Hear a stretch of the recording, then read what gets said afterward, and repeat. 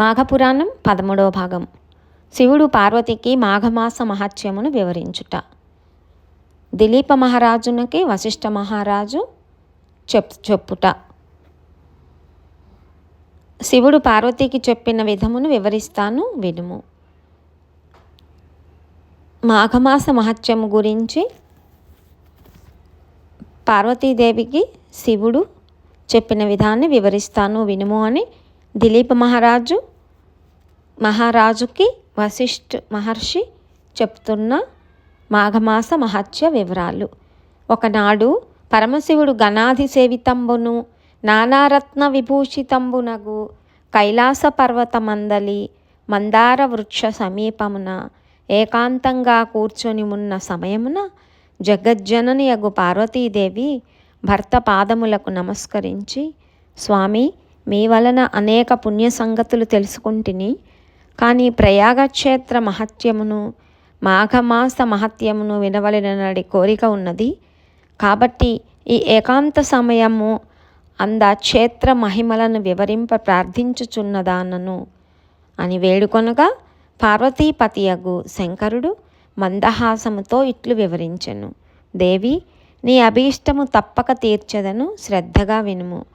సూర్యుడు మకర రాశి యందు ఉండగా మాఘమాసమందు ప్రాతకాలమున ఏ మనుజుడు నదిలో స్నానము చేయునో అతడు సకల పాపముల నుండి విముక్తుడగుటయే కాక జన్మాంతమందు మోక్షమును పొందును.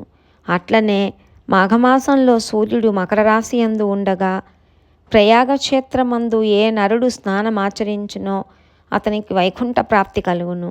అంతే కాదు, జీవనది ఉన్నను లేకున్నను కడకు పాదం మునుగునంత నీరు ఉన్న చోట కానీ తటాకమందు కానీ మాఘమాసంలో ప్రాతకాల స్నానము గొప్ప ఫలమునిచ్చుటయే కాక సమస్త పాపములు విచ్చిపోవును. రెండవ రోజు స్నానం చేసిన విష్ణులోకమునికి పోవును. మూడవ నాటి స్నానం వలన విష్ణు దర్శనము కలుగును. మాఘమాసమందు ప్రయాగక్షేత్రమందు గల గంగానదిలో స్నానమాచరించిన ఎడల ఆ మనుజునకు మరుజన్మం అనేది ఉండదు. దేవి, మాఘమాస స్నాన ఫలము ఇంత అని చెప్పజాలను.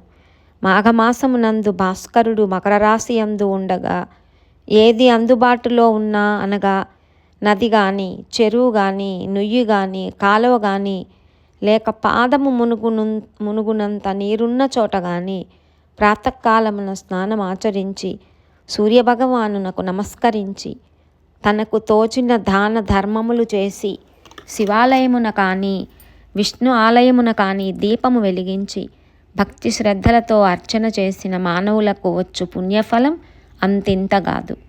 ఏ మానవునికైనను తన శరీరములో శక్తి లేక నడవలేనట్టి వాడు గోవు పాదం మునుగునంత నీరున్న ఏ సెలయేటి అందైనను కడకు బావి అందైనను స్నానమాచరించి శ్రీహరి దర్శనము చేసినచో అతడి ఎట్టి కష్టములు అనుభవించుచున్నను వాని కష్టములు మేఘము వలె విడిపోయి ముక్తుడగును. ఎవరైనను తెలిసి కానీ తెలియక కానీ మాఘమాసంలో సూర్యుడు మకర రాశి యందుండగా నదీ స్నానం ఆచరించిన ఎడల అతనికి అశ్వమేధ యాగము చేసినంత ఫలము దక్కును.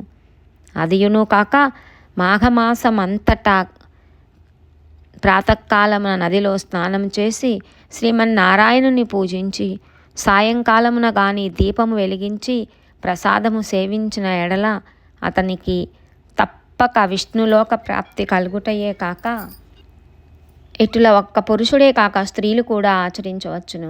మానవుడు నరజన్మమెత్తిన తర్వాత మరల ఘోర పాపములు చేసి మరణానంతరము రౌరవాది నరక బాధలు అనుభవించట కంటే తాను బతికి ఉన్నంతకాలం మాఘమాసమందు నదీ స్నానం చేసి దాన పుణ్యములు ఆచరించి వైకుంఠ ప్రాప్తి నొందుట శ్రేయస్కరం కదా. ఇదే మానవుడు మోక్షం పొందుటకు దగ్గర మార్గము కాబట్టి ఓ పార్వతి, ఇంకనూ వినుము. ఏ మానవుడు మాఘమాసము తృణీకరించునో అట్టివాడు ఎటువంటి బాధలు అనుభవించునో వివరించెదను. సావధానురాలవై ఆలకింపుము.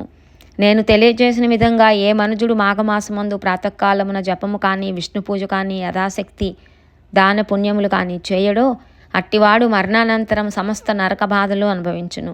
కుంభీ నరకంలో పడదోయబడును, అగ్నిలో కాల్చబడును, రంపముల చేత ఖడ్గముల చేత నరకబడును, సలసల కాగు తైలములో పడవేయబడును, భయంకర యమకింకరులచే పీడింపబడును. ఏ స్త్రీ వేకువజాముననే లేచి కాలకృత్యములు తీర్చుకొని నదికి పోయి స్నానం చేసి సూర్య నమస్కారము విష్ణు పూజ చేసి తన భర్త పాదములకు నమస్కరించి అత్తమామలకు సేవలు చేయునో అట్టి ఉత్తమ స్త్రీకి 5వ తనము వర్ధిల్లి ఇహమునందు పరమునందు స్వర్గ సౌఖ్యములు అనుభవించును. ఇది ముమ్మాటికి నిజం. మాఘమాసమందు ఏ స్త్రీ అటుల చేయదో అట్టి స్త్రీ ముఖము చూసిన సకల దోషములు కలుగుటయే కాక ఆమె పంది కుక్క జన్మమెత్తి హీన స్థితి నొందును. మాఘమాస స్నానమునకు వయోపరిమితి లేదు. బాలుడైనను యువకుడైనను వృద్ధుడైనను స్త్రీ అయినను బాలిక అయినను జవని అయినను మాఘస్నానం ఆచరించవచ్చును. ఈ మాసమంతయు కడు నిష్ఠతో ఉండిన 1,000,000 యజ్ఞములు చేసినంత పుణ్యము కలుగును. ఇది అందరికీ శ్రేయోదాయకమైనది. పార్వతి, దుష్టులలో స్నానం చేసిన వారు, బ్రహ్మ హత్యాది మహాపాపములు చేసిన వారు, సువర్ణము దొంగిలించిన వారు, మద్యము తాగి పరస్త్రీలతో క్రీడించువారు, జీవహింసలు చేయువారు, మాఘమాసములో నదీ స్నానము చేసి విష్ణువును పూజించిన ఎడల అట్టివారి సమస్త పాపములు నశించుటయే కాక జన్మాంతరమున వైకుంఠ ప్రాప్తి కలుగును. మరియు కులభ్రష్టులైన వారును, కించిత్ మాత్రమైనను దానధర్మములు చేయని వారును, ఇతరులను వంచించి వారి వద్ద ధనము అపహరించిన వాడును, అసత్యమాడి పొద్దుగడుపు వాడును, మిత్రద్రోహియు హత్యలు చేయువాడు, బ్రాహ్మణులను హింసించువాడును, సదా వ్యభిచార గృహములో తిరిగి తాలి కట్టిన ఇల్లాలిని కన్న బిడ్డలను వేధించువాడును, రాజద్రోహి, గురుద్రోహి, దేశభక్తి లేనివాడును, దైవభక్తులను ఎగతాళి చేయువాడును, గర్వం గలవాడును, తాను గొప్పవాడునను అహంభావంతో దైవకార్యాలను ధర్మకార్యాలను చెడగొడుతూ దంపతులకు విభేదాలు కల్పించి సంసారమును విడదీయువాడును, ఇండ్లను తగలబెట్టువాడును, చెడు పనులను ప్రేరేపించువాడును, ఈ విధమైన పాపకర్మలు చేయువారలకి ఎట్టి ప్రాయచిత్తంబులు జరుపకనే మాఘమాసమందు మాఘమాస స్నానము చేసిన ఎడల వారందరూ పవిత్రులగుదురు. పార్వతీదేవి, ఇంకను దాని మహత్యము వివరించదను వినుము. తెలిసియుండియు పాపములు చేయువాడును, క్రూర కర్మలు ఆచరించువాడును, సిగ్గు విడిచి తిరుగువాడును, బ్రాహ్మణ దూషకుడు మొదలగువారు మాఘమాసంలో ఉదయమే నదికి వెళ్ళి స్నానము చేసిన ఎడల వారికున్న పాపాలన్నీ నాశనమవుతాయి. మాఘమాస స్నానమును ప్రాతకాలమునే చేయవలెను. అలాగ చేసించో సత్ఫలితం కలుగును. ఏ మానవుడు భక్తి శ్రద్ధలతో మాఘమాసం మొదటి నుండి ఆఖరు పర్యంతము స్నానము చేసేదనని సంకల్పించునో అటువంటి మానవులకున్న పాపములు తొలగిపోయి ఎటువంటి దోషములు లేక పరిశుద్ధుడగును. అతడు పరమపదము చేరటానికి అర్హుడవుతాడు. ఓ శాంభవి, 12 మాసములలో మాఘమాసం మిక్కిలి ప్రశస్తమైనది. సకల దేవతలలో శ్రీమన్నారాయణుడు ముఖ్యుడు. అన్ని శాస్త్రములలో వేదం ప్రధానమైనది. అన్ని జాతులలో బ్రాహ్మణుడు అధికుడు. అన్ని పర్వతాలలో మేరు పర్వతం గొప్పది. అట్లనే అన్ని మాసములలో మాఘమాసం శ్రేష్టమైనదొకటచే ఆ మాసమునందు ఆచరించే ఏ స్వల్ప కార్యమునైనను గొప్ప ఫలితాన్ని కలుగజేస్తుంది. చలిగా ఉన్నదని స్నానం చేయని మనుషుడు తనకు లభించిపోవు పుణ్యఫలము కాలితో తన్నుకున్నట్లే యగును. వృద్ధులు, జబ్బుగా ఉన్నవారు చలిలో చన్నీళ్లలో స్నానం చేయలేరు. కాన అట్టివారికి ఎండుకట్టెలు తెచ్చి అగ్ని రాజేసి వారిని చలి కాగనిచ్చిన తర్వాత స్నానం చేయించిన ఎడల ఆ స్నాన ఫలం పొందగలరు. అదియును కాక చలి కాగిన వారు స్నానం చేసి శ్రీహరిని దర్శించిన పిదప అగ్నిదేవునికి సూర్యభగవానుకి నమస్కరించి నైవేద్యం పెట్టవలెను. మాఘమాసంలో శుచి అయి ఒక బీద బ్రాహ్మణుడికి వస్త్రదానము చేసిన ఎడల మంచి ఫలితము కలుగును. ఈ విధంగా ఆచరించిన వారిని చూసి ఏ మనుజుడైనను అపహాస్యంగా చూస్తే లేక అడ్డు తగిలినను మహాపాపములు సంప్రాప్తించును. మాఘమాసం ప్రారంభం కాగానే వృద్ధులకు తండ్రిని, తల్లిని, తన భార్యను లేక కుటుంబ సభ్యులందరినీ మాఘస్నానము ఆచరించినట్ల ఏ మానవుడు చేయునో అతనికి మాఘమాస ఫలితం తప్పక కలుగును. ఆ విధంగానే బ్రాహ్మణుని కానీ, వైశ్యుని కానీ, క్షత్రియుని కానీ, శూద్రుని కానీ మాఘమాస స్నానం చేయమని చెప్పిన ఎడల వాడు పుణ్యలోకం పోవుటకు ఏ అడ్డంకులు ఉండవు. మాఘమాస స్నానం చేసిన వారికి కానీ, వారిని ప్రోత్సహించు వాళ్ళని చూసి కానీ ఆక్షేపించి